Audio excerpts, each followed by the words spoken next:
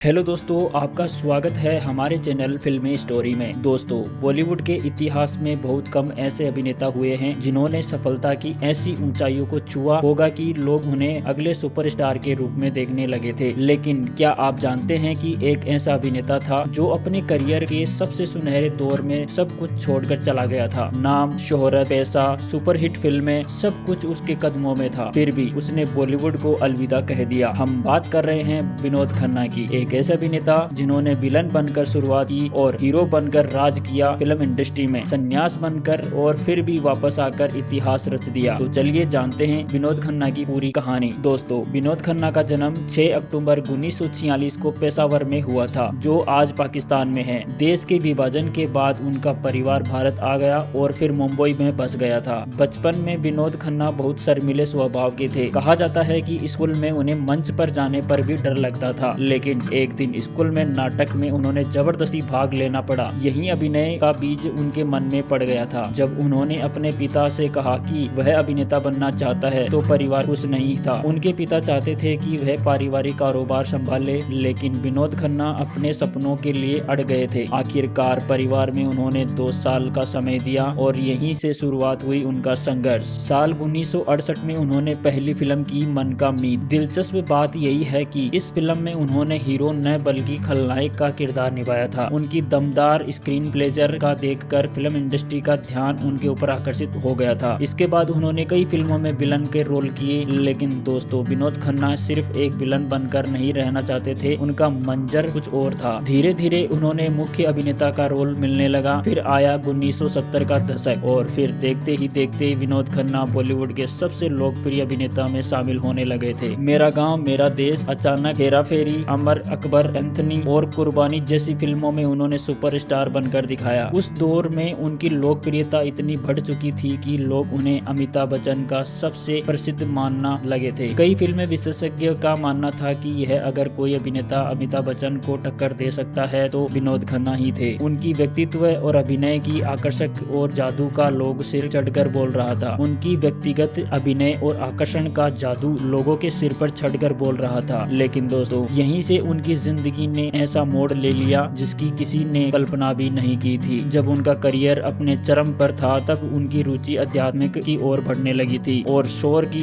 विचारों का प्रभाव भी हो गया था। धीरे धीरे उनका झुकाव फिल्मों से ज्यादा अध्यापक जीवन में इस तरफ हो गया था और फिर एक दिन उन्होंने ऐसा फैसला लिया जिसने बॉलीवुड को पूरा हैरान कर दिया। उन्होंने फिल्मों को छोड़ दिया। जी हाँ दोस्तों, जिस अभिनेता के पास एक साथ कई बड़ी बड़ी फिल्में आई थी, जिसके पास नाम, शोहरत, पैसा और सब कुछ था, उसने सब कुछ छोड़कर ओशो के आश्रम का रास्ता चुन लिया था। वह अमेरिका चले गए और कई सालों तक आश्रम में रहे। इस दौरान उनकी फिल्में करियर लगभग खत्म हो गई थी। कई निर्माता निर्देशक नाराज हो गए थे। कई फिल्मों से उनका नाम हटा दिया गया था और धीरे धीरे बॉलीवुड में उनकी जगह दूसरे कलाकार ले लिए थे। कुछ वर्षों के बाद विनोद खन्ना को एहसास हुआ कि उन्होंने अपने परिवार और करियर को दूर कर लिया था। इसके बाद उन्होंने वापस लौटकर फैसला लिया, लेकिन वापसी आसान नहीं थी। बॉलीवुड बदल चुका था, नई पीढ़ी के सितारे आ चुके थे, फिर भी उन्होंने हार नहीं मानी। साल 1987 में फिल्म इंसाफ के अंदर वापसी की और दोस्तों, यही वापसी शानदार रही। दर्शकों ने उन्हें फिर से हाथों हाथ ले लिया। इसके बाद उन्होंने कई सफल फिल्में काम किया। 1990 के दशक में उन्होंने उनका स्टारडम कामयाब रहा। चांदनी,